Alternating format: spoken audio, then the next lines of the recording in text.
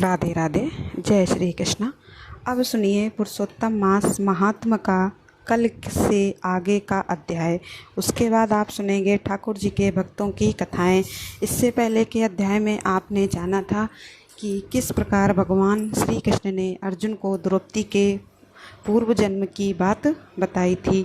द्रौपदी पूर्व जन्म में मेधावी मुनि की कन्या थी और उन्होंने एक बार भगवान शिव को अपनी कठिन तपस्या से प्रसन्न कर 5 बार कहा कि मुझे पति चाहिए, मुझे पति चाहिए। तब भगवान शिव ने कहा कि तुम्हें इस जन्म में नहीं बल्कि अगले जन्म में 5 पति प्राप्त होंगे। भगवान शिव ऐसा वरदान देकर अंतर्दय हो गए। तब मेधावी मुनि की वह कन्या चिंता में डूब गई। उसके बाद जो कुछ भी हुआ उसका वृतांत अब आप सभी सुनिए।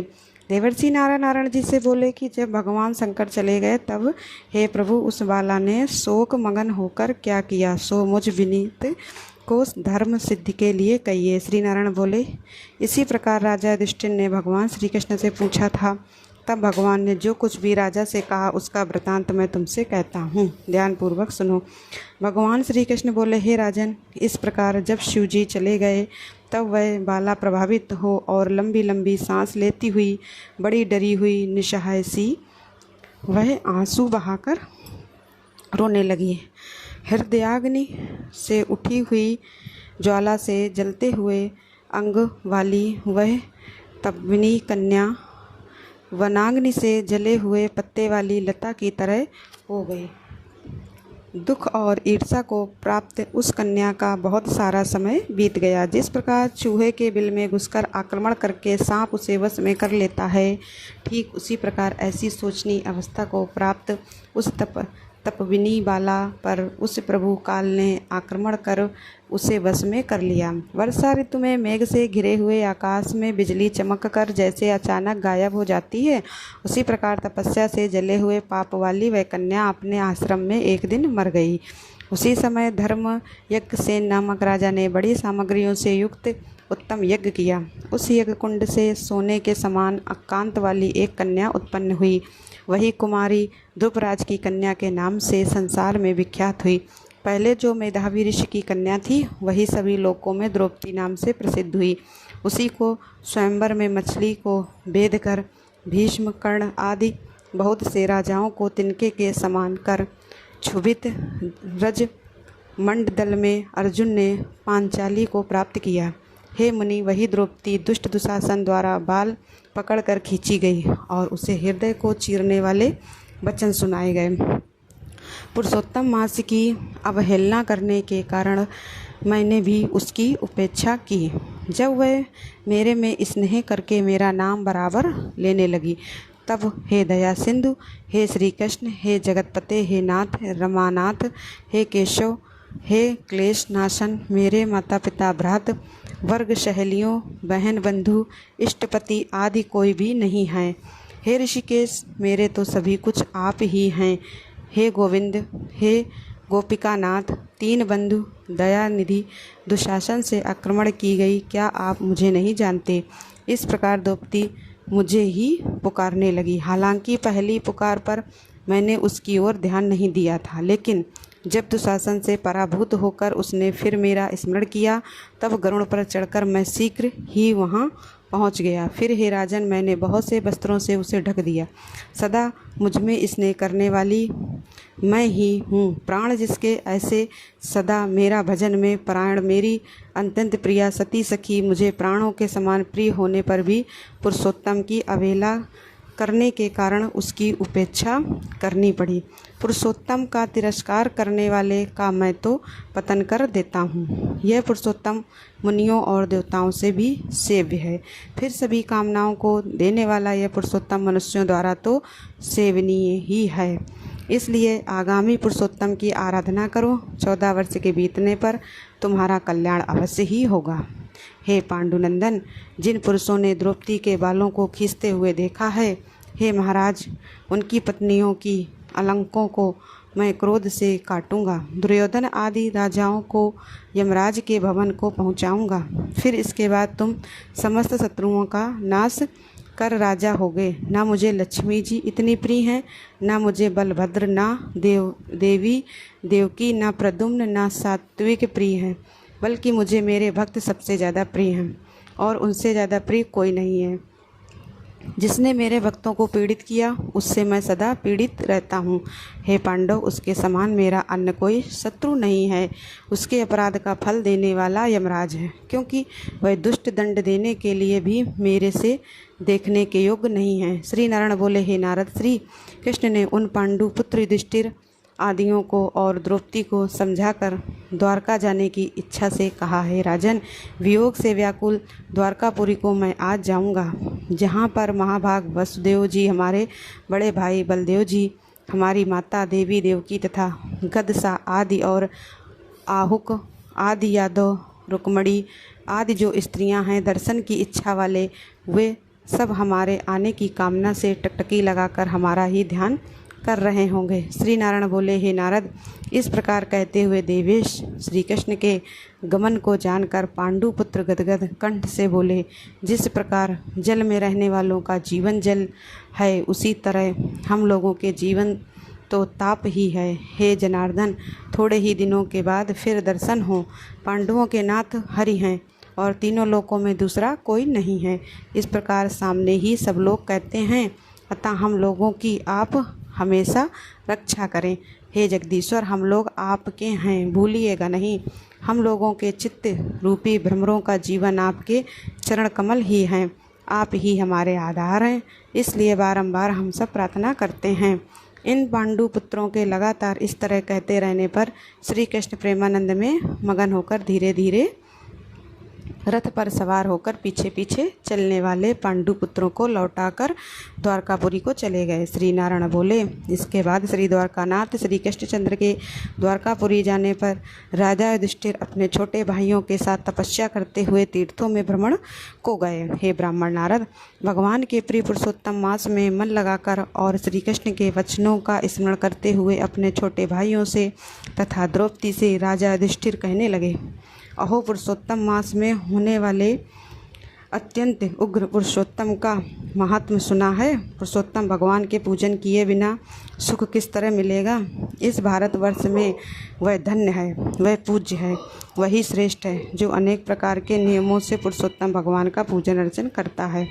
इस तरह समस्त तीर्थों में भ्रमण करते हुए पांडुपुत्र पुरुषोत्तम मास के आने पर विधि पूर्वक व्रत करने लगे। हे मुनि, हे नारद, व्रत के अंत में 14 वर्ष के पूर्ण होने पर श्री कृष्ण भगवान की कृपा से अतुल निष्कंटक राज्य को उन्होंने प्राप्त किया।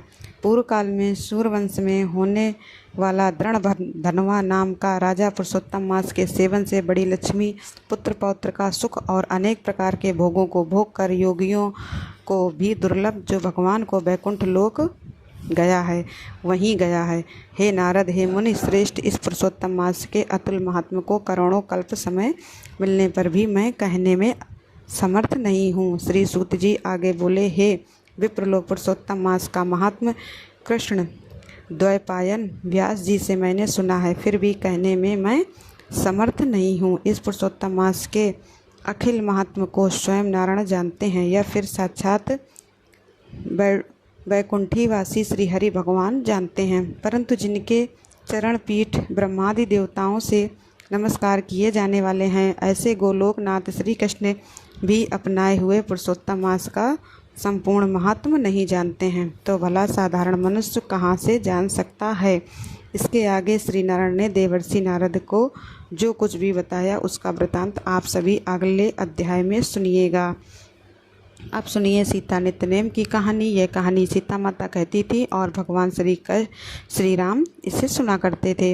एक दिन भगवान को किसी काम से बाहर जाना पड़ गया तो सीता माता कहने लगी, प्रभु मेरा तो 12 वर्ष का नित्यनेम है और अब आप बाहर जाएंगे तो मैं अपनी कहानी कैसे सुनाऊंगी।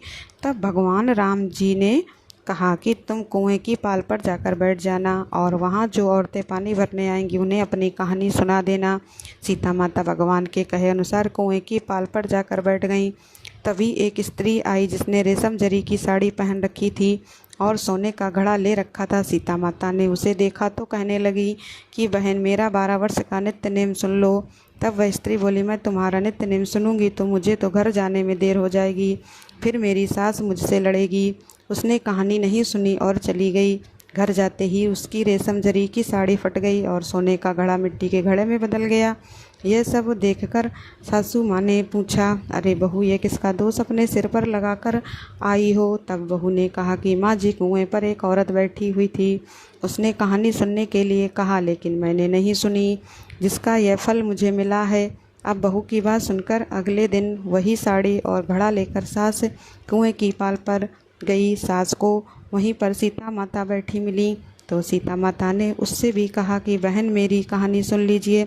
सास बोली कि एक बार छोड़, मैं तो 4 बार कहानी सुन लूँगी। तब सीता माता ने कहना शुरू किया, राम आए लक्ष्मण आए, देश के पुजारी आए, नित्य नेम का नेम लाए, आओ राम बैठो राम, तपी रसोई जी मो राम, माखन मिश्री खाओ राम, दूध बतासा पियो राम, सूत के पल का मोठो राम, साल दुसाला पोठो राम, साल दुसाला ओढ़ो राम, जब बोलूं जब राम ही राम, राम सवारे सबके काम, खाली घर भंडार भरेंगे, सबका बेड़ा पार करेंगे, श्री राम जय राम जय जय राम।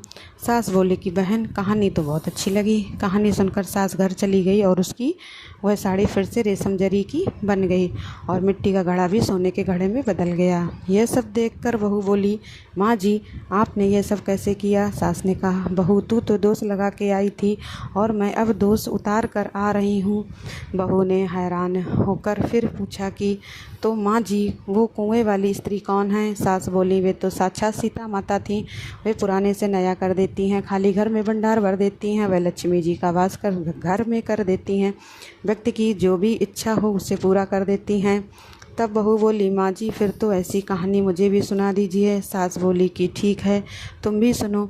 फिर सास ने कहानी शुरू की, राम आए लक्ष्मण आए, देश के पुजारी आए, नित्य नेम का नेम लाए, आओ राम बैठो राम, तपी रसोई जी मो राम, माखन मिश्री खाओ राम, दूध बतासा पियो राम, सूत के पल का मोठो राम, साल दुसाला पोठो राम, साल दुसाला ओढ़ो राम, जब बोलूं जब राम ही राम, राम सवारे सबके काम, खाली घर भंडार भरेंगे, सबका बेड़ा पार करेंगे, श्री राम जय जय राम। कहानी सुनकर बहू बोली, माँ जी, कहानी तो बहुत अच्छी है। सास ने कहा, ठीक है, अब तो हम इस कहानी को रोज़ कहा करेंगे।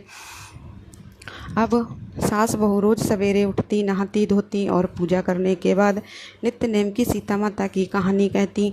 एक दिन उनके यहाँ पड़ोस की एक औरत आई और बोली, बहन, जरा सी आँच तो देना। तो वो बोली कि आँच तो अभी तक हमने जलाई ही नहीं। पड़ोसन ने पूछा, तो फिर तुम सुबह 4 बजे से उठ कर क्या रही हो? उन्होंने बताया कि सुबह उठकर हम तो पहले पूजा करते हैं, फिर सीता माता की नित्य नेम की कहानी कहते हैं। पड़ोसन ने उनकी बात सुनकर फिर पूछा, सीता माता की कहानी कहने से तुम्हें क्या मिला? तब वे बोली कि इनकी कहानी कहने से घर में भंडार भर जाते हैं, सारे काम सिद्ध हो जाते हैं, मन की इच्छा भी पूरी होती है। पड़ोसन बोली कि बहन, फिर तो ऐसी कहानी मुझे भी सुना दो। वह बोली, ठीक है, तो फिर तुम भी ये कहानी सुन लो। राम आए लक्ष्मण आए, देश के पुजारी आए, नित्य नेम का नेम लाए, आओ राम बैठो राम, तपी रसोई जी मो राम, माखन मिश्री खाओ राम, दूध बतासा पियो राम, सूत के पल का मोठो राम, साल दुसाला पोठो राम, साल दुसाला ओढ़ो राम, जब बोलूं जब राम ही राम, राम सवारे सबके काम, खाली घर भंडार भरेंगे, सबका बेड़ा पार करेंगे, श्री राम जय जय राम। सारी कहानी सुनने के बाद पड़ोसन कहने लगी, बहन, कहानी तो मुझे बहुत अच्छी लगी। अब वह पड़ोसन भी नित्य नेम सीता माता की कहानी कहने लगी। कहानी कहने करने से सीता माता ने पड़ोसन के भी भंडार भर दिए। अब तो पूरे मोहल्ले में नित्य नेम की कथा चल पड़ी और हर किसी की मनोकामना सीता माता की कृपा से पूरी होने लगी। हे सीता माता, हे जानकी माता, जैसे आपने उनके भंडार भरे वैसे ही हम सबके भी भरना। कहानी कहने वाले के, सुनने वाले के और हुंकार भरने वाले की भी भंडार भरना। सभी प्रेम से बोलिए सीता माता की जय। अब कथा में आगे बढ़ने से पहले आज गुरुवार के दिन बृहस्पति देव की महिमा का वर्णन भी हम सच्चे मन से श्रवण करते हैं।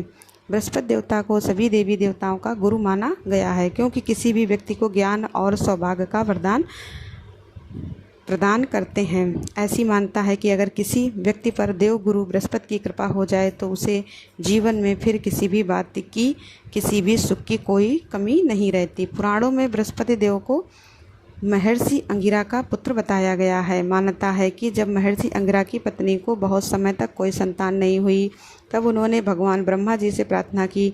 तब ब्रह्मा जी ने उन्हें एक व्रत बताया जो कि पुष्वन व्रत कहा जाता है। इसके बाद महर्षि अंगिरा की पत्नी ने इस व्रत की पूरी जानकारी श्री सनंद कुमार से लेकर अपना पुष्वन व्रत पूर्ण किया, जिसके पुण्य प्रताप से उन्हें एक बहुत ही तेजस्वी संतान प्राप्त हुई, जिन्हें कि बृहस्पति देव के नाम से जाना जाता है। 9 ग्रहों के श्रेष्ठ बृहस्पति मात्र एक ग्रह नहीं हैं, वरन देवताओं के भी गुरु हैं। ब्रह्मा जी के मानस पुत्र महर्षि अंगिरा के 3 पुत्र हुए, बृहस्पति, उद्य और संवर्त। इनमें बृहस्पति सबसे ज्येष्ठ अर्थात बड़े हैं। बृहस्पति अत्यंत सत्गुणों से युक्त, वाणी, बुद्धि और ज्ञान के अधिष्ठाता तथा महान परोपकारी हैं।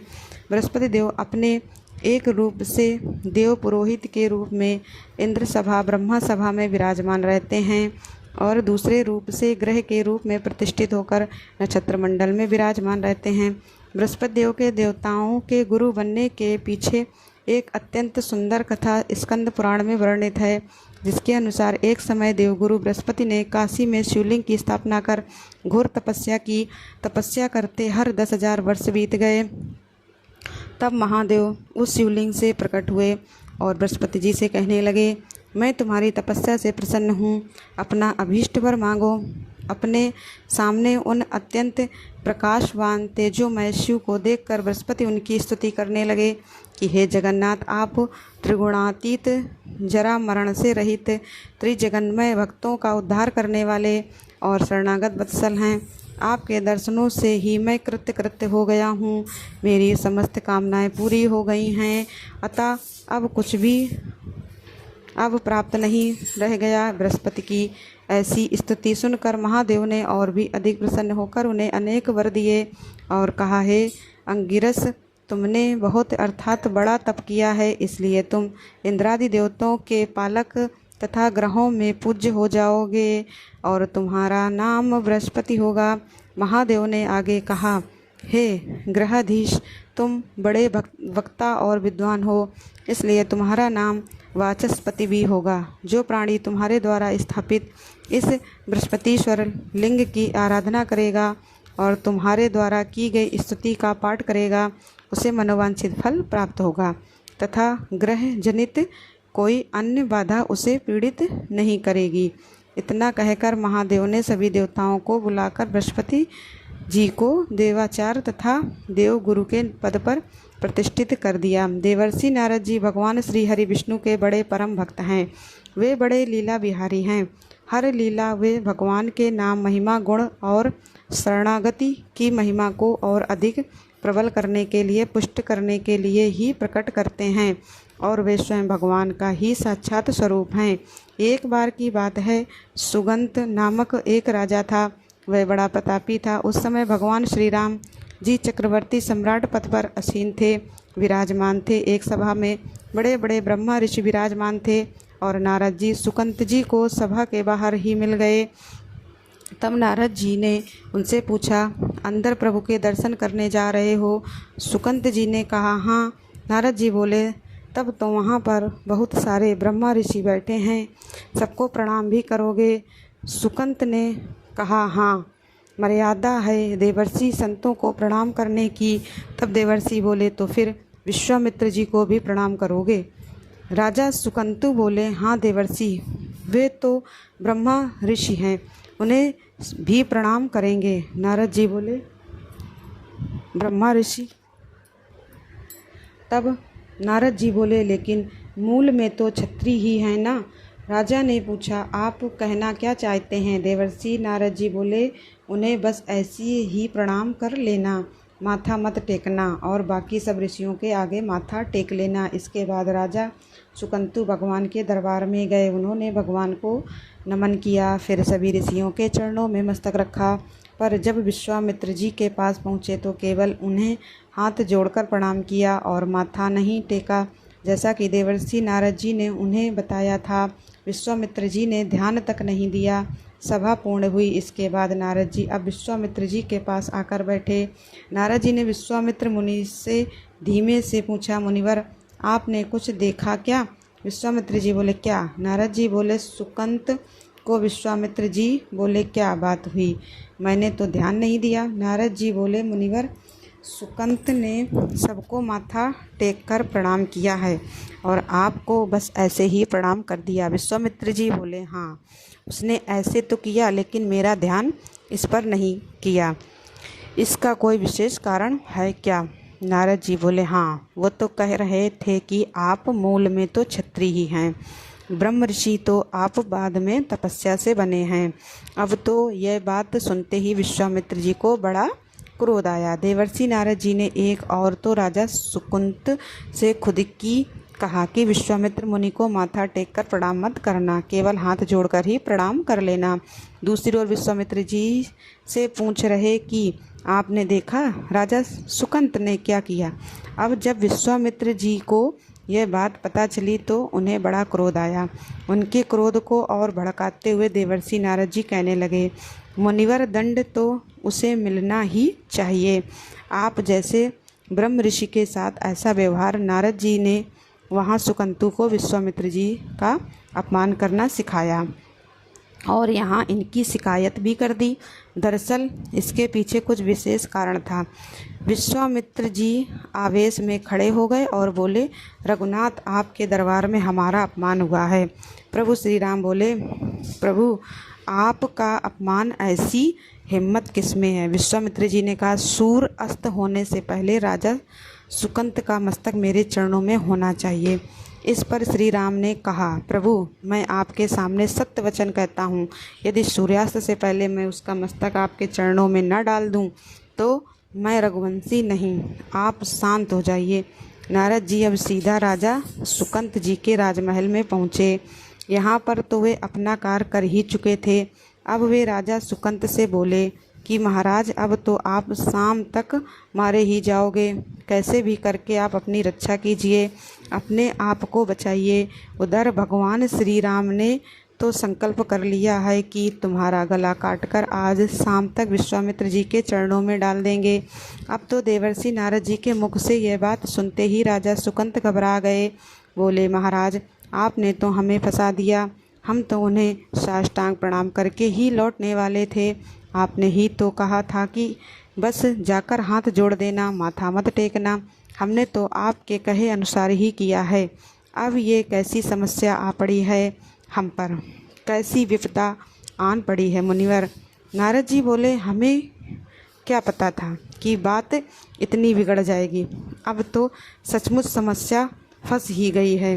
अब तो देवर्षि नारद जी को भी असहाय जानकर महाराज सुगंत रोने लगे, बोलने लगे, प्रभु अब क्या किया जाए, कैसे बचें? भगवान ने तो कह दिया है कि मैं रघुवंशी नहीं, अगर सूर्यास्त से पहले उसका मस्तक आपके चरणों में न पहुंचाऊं, और भगवान कभी मिथ्या वचन तो कहते नहीं, अब तो मैं मारा ही जाऊंगा। देवर्षि, क्या कोई उपाय है? नारद जी बोले, हाँ, एक ही उपाय है हनुमान जी, आपको तो बस वही बचा सकते हैं।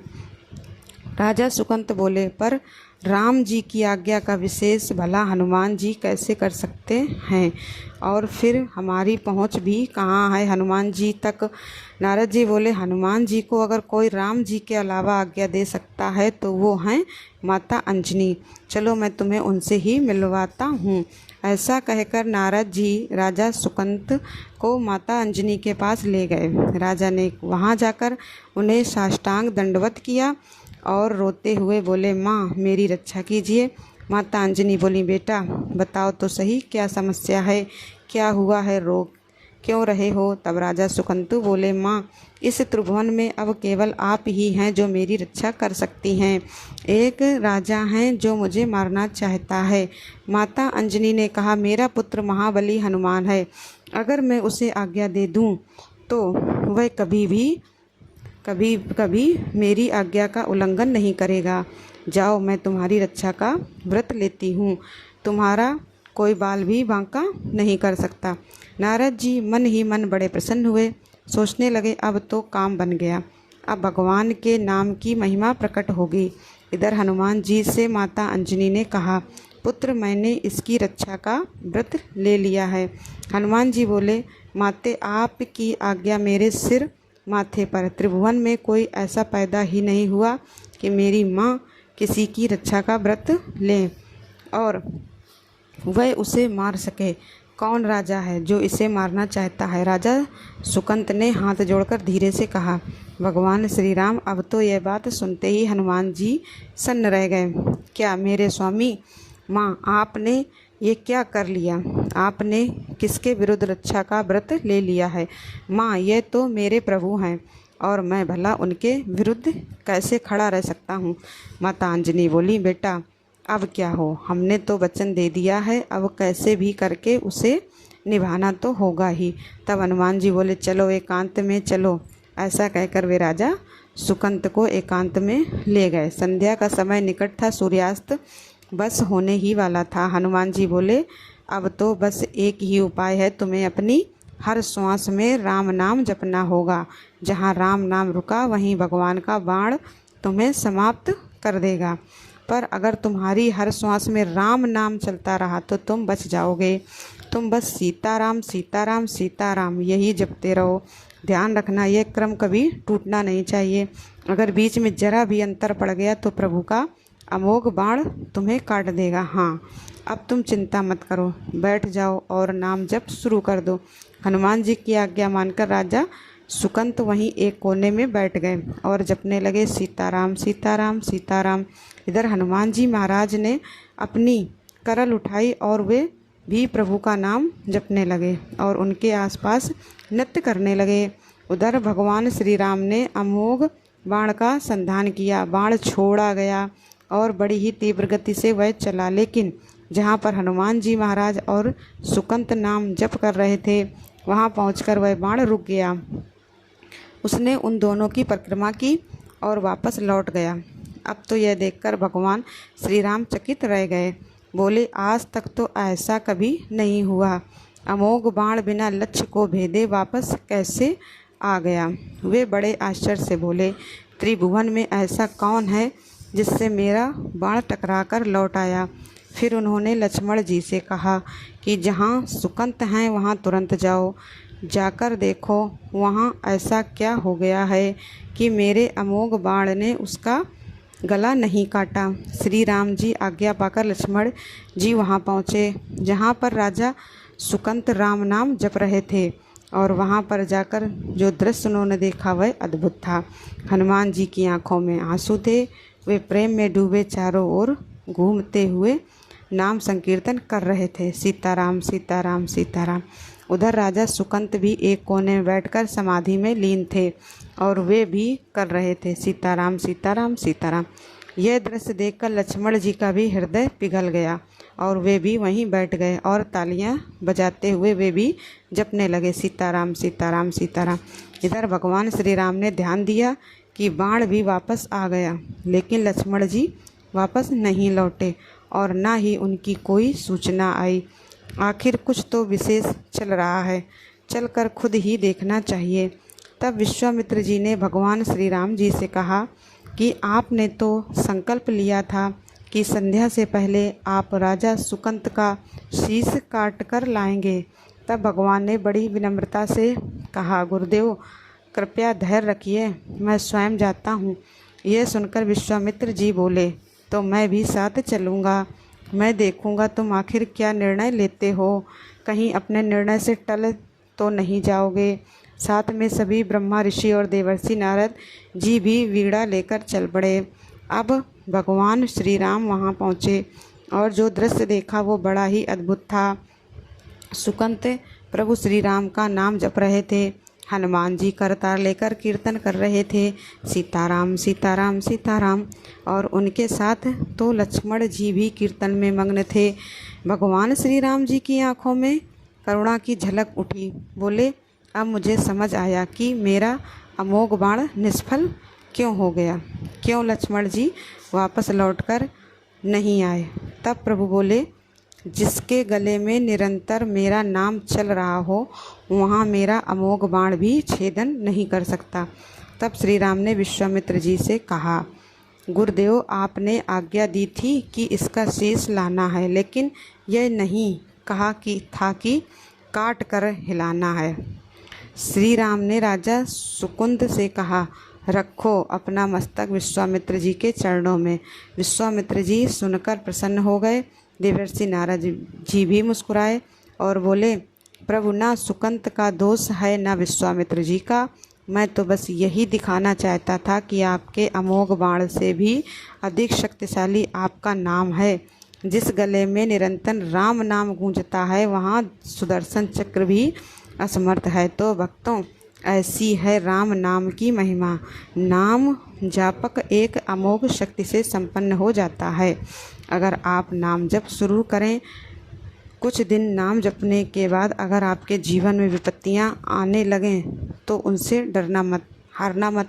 यह आपके पुराने कर्मों का हिसाब हो सकता है और जो इस जीवन में आपको चुकाना पड़ रहा है, यह एक युद्ध है। कभी विपक्ष से बाण आकर घायल करता है तो सूरवीर पीठ दिखाकर थोड़ी भाग जाता है।